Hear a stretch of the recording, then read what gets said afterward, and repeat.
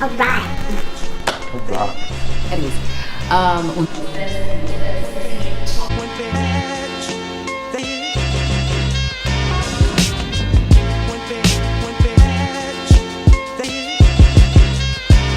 hi you guys, welcome back to my channel. My name is Araceli, aka Chelly, and today on Chelly's Mental Wealth, our topic is going to be about depersonalization and derealization. This topic was requested to me a while back ago by one of my followers, and thank you so much for doing this because I know that this topic is not really talked about that often. People don't really know that this exists, and I know that it is also a controversial topic that some believe that it shouldn't be considered a disorder.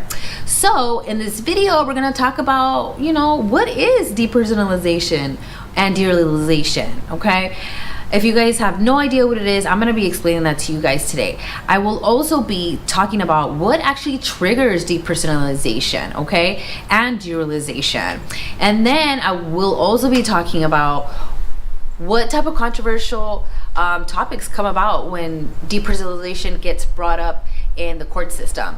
And at the end, of course, I'm going to be providing tips and suggestions and recommendations that you guys can apply if you guys are suffering with depersonalization or derealization, okay? If you guys are new to my channel, please do not forget to subscribe. Thank you so much for finding this video. In my channel, I talk a lot about mental wealth, mental health, and I try to integrate my YouTube channel with my work position as a behavioral specialist, and as well as me intertwining my life so you guys can get to know and learn a little bit about me so I can learn a little bit about you. So I'm gonna stop talking and let's get this video started, okay? All right. Yeah. What is depersonalization, derealization? What are the difference? So depersonalization is basically an out-of-body experience, you guys, okay? An out-of-body experience, okay? It's when you literally are looking at yourself from the outside. Like if you're watching a movie and you're watching your own movie, but you're really there, but you're not. And when you're diagnosed with depersonalization disorder, it's because it's very acute, which acute means that it's constantly happening all the time throughout the day, to the point where like it really impairs your everyday routine. As I mentioned, like it's hard for you to focus at school, it's hard for you to focus at work, at home, in general. It's just super distracting, and all you do is just really obsess over when's your next episode gonna come, when are you gonna have a depersonalization moment.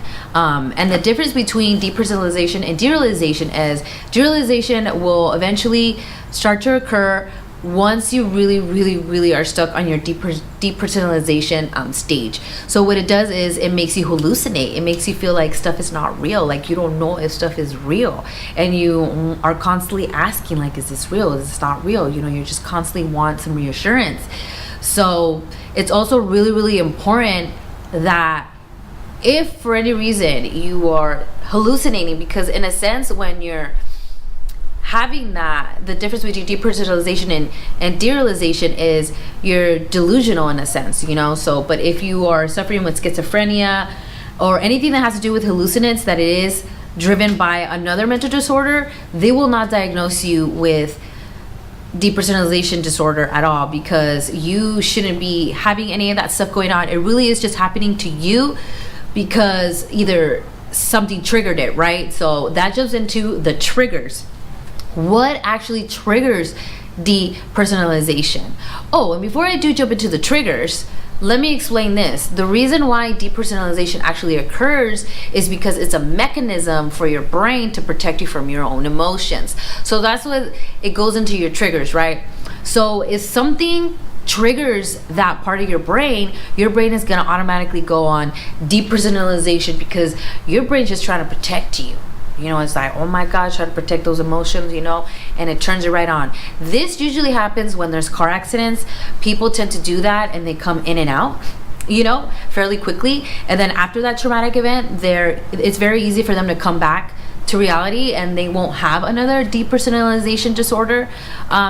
So I guess the difference is that after that traumatic event, whether it was a car accident, whether it was a physical abuse situation or sexual abuse situation, if it continues to happen after the trauma every day, constantly, then that means that it wasn't just temporary. It's actually now almost permanently happening to you. And I will say that this happens to about, like, I mean, they did studies, and I've seen this, you know, all the videos that I listened to, and when I reread my book to get a refresher, they stated the same thing. Almost half of the population has gone through some type of depersonalization episode or moment, but not a lot of people stay in that, you know, in that depersonalization state for a long period of time. When you're stuck in that point, it's because they say that you're too much of an overthinker. You think way too much over it. You're obsessive over it, and it's a really, really bad combination when you're obsessing, and then on top of it there's a traumatic event. It's just a really bad combination that will trigger depersonalization or derealization, because it's just your brain is trying to protect you. So keep that in mind, okay? Another trigger that's really common is if you have generalized anxiety disorder, because it kind of intertwines with what I'm speaking of. When you have anxiety, you overthink a lot, right? You're just constantly thinking. You're in your head. You're just always in your head.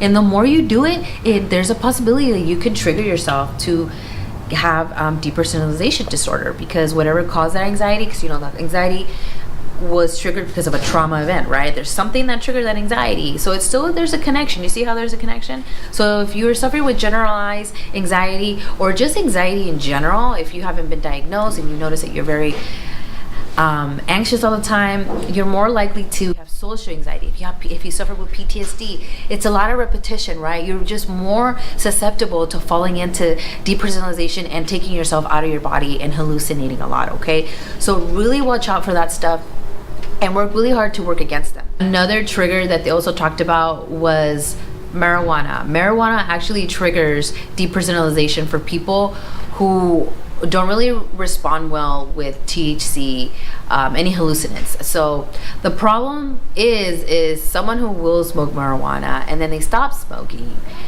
and they continue to have these out-of-body experiences even when they're not smoking. That's when it becomes a disorder. So you just have to really focus on that part, because we have these out-of-body experiences sometimes when we smoke marijuana, and for someone who really can't handle that, will have those feelings after, like once the feeling is gone, and they're just having these depersonalization episodes, you would say. So just be mindful of that, you guys. If you are smoking weed and for some reason you are experiencing these symptoms that I've just described, there's a possibility you might have to stop smoking. So watch out for that. I'm telling you, your brain don't know what you're taking in. It can respond in a different way, okay? Might trigger it is when you really internalize all the trauma that you went through, okay? It could be any type of trauma, okay? If you continue to internalize it, it eventually will trigger a depersonalization episode or derealization, and it'll be very difficult for you to get out of that pattern, okay? Another thing too that they mention is depersonalization is a response from your flight or flight. So if you're having anxiety, right away your anxiety is going to trigger your amygdala, right? And your amygdala is like, oh my god, you're in danger. But your amygdala, I don't know if I'm pronouncing it right, they can't distinguish if you really are in danger or not. They're just like, they're signaling your body, like you need to do something. And what they ended up doing is they end up triggering the depersonalization mechanism, where it's like, oh my gosh, she's in danger, let me make her get her out of her body so she doesn't feel that emotion. So yeah, it's such a complicated thing, and it's so interesting because in a way it's like your body's trying to protect you, but if you're not ready for it, you get yourself sucked into it. So it's very, very interesting. Now, we're going to talk about the controversies, okay?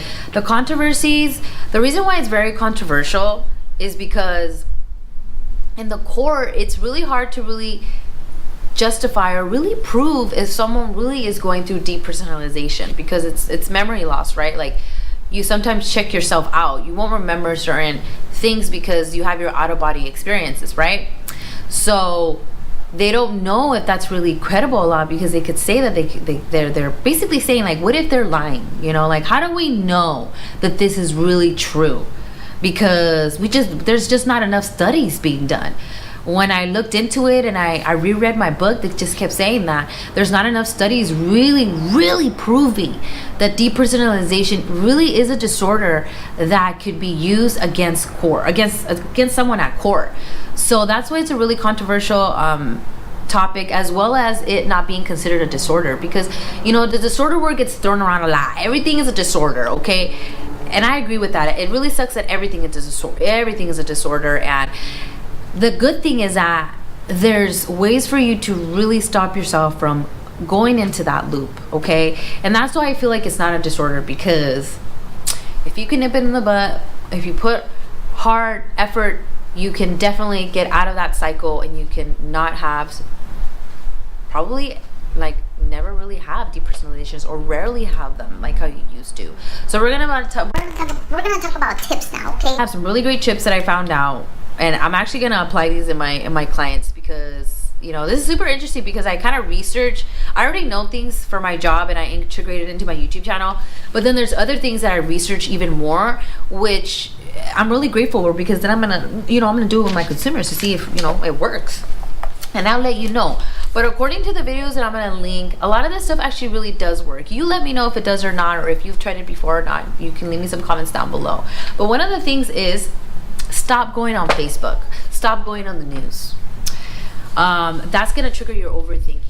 Do not go on the news. Do not go on Facebook. They also suggest do not go on social groups. Do not research depersonalization, because the more you think about the fact that you have this disorder, you cannot get out of it. So that goes into my next tip. Keep your mind distracted. They kept mentioning that. Do things that you love. Do things that's going to distract you and keep you busy, so that you don't go into a depersonalization episode. So another tip that they also suggested is laugh. Laugh it off. Be funny about it. It's really true about when you do laugh, it releases a lot of endorphins and dopamines, and it makes you happy. So just laugh about it. Don't be so hard on yourself that you have depersonalization or you're having hallucinations. Be like, okay, I have it, but it is what it is. I'm gonna work against it and really try to make it go away. And I'm not gonna obsess over the fact that I have it, because believe me, that goes into the other tip, is do not obsess over the fact that you have depersonalization or you've been diagnosed, because like I said, you're gonna put yourself back into that same habit of you overthinking, and then you're gonna go back to having another depersonalization episode. One thing that they mentioned in the video is that I've seen is that they were doing so good at one point, and because they realized that they were doing so good, it triggered a depersonalization episode. So be mindful of that, okay, you guys? Another great tip, I think this is really good, because I think it falls under anyone who's suffering with anxiety, social anxiety, is change your diet. Sugar automatically is gonna keep you, it's sugar, it's supposed to keep you, why do you think people say sugar rush? You're supposed to be hyper. So if you're already having anxiety problems, taking sugar out of your diet will work tremendously. It's just, it's a great tool to just do. Why not? If something is contributing to it and you're more susceptible to having anxiety attacks, which will then trigger your depersonalization, change your diet. Take all the sugar out of your diet, out of your food intake as much as possible, and don't drink any coffee as well, okay? They also suggested do not drink coffee. Try to do decaf if you're really trying to nip this in the bud. Another suggestion that they also mentioned is the 5 senses, which is something we already kind of know about. If you're kind of already aware of the mental health, is find something to touch, censor it. If you want to touch something soft, you want to hear something, maybe you need to hear some music to kind of bring you back to life. Maybe you need to smell something. That's the reason why all those those scents and all that stuff supposedly is supposed to calm your mood. Certain scents, get into that, get into the little scents, and then what's the other thing? So it's the smell, see, touch, hear, and taste. Maybe you need to eat something good. Eat something good that you love, and then it just reminds you of how good it is, and then it brings you back to life. One thing that they kept saying is to stop checking in on your progress. They kept mentioning that. Don't go back and keep checking in on your progress, because it'll trigger that whole obsessive thinking again, and you'll go back to your depersonalization, and you don't want that, okay? And lastly, if you're smoking marijuana and it's causing you to have depersonalization episodes, my tip is you need to stop. That's the only way. You have to stop. You have to stop. You gotta give it up.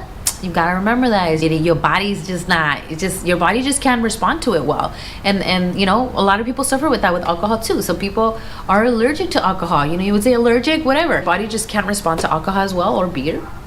So if that's the case with you, and you're just gonna have to let it go. It's just not for you, sadly to say, you know.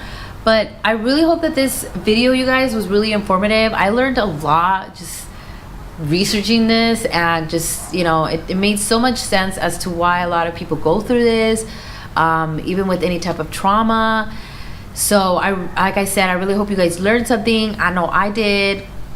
If you guys have any questions, please leave any comments down below. Let me know what you guys think. Do you guys agree? Have you guys ever gone through this? Don't forget to share this video as well. Let people know about this stuff. A lot of people don't even know this exists, or even that they're going through this stuff, as well as that they don't even know that they need to stop obsessing over it. Because what if they're obsessing over it and it's not helping them? So please share this video if you think it's going to be helpful for someone. Do not forget to poke and annoy that button, okay? And don't forget to turn on the notification bell so you know when I will be posting my next video. Thank you guys so much. I really appreciate you guys for taking the time and listening to all this information, and I'll talk to you guys in my next video. Bye.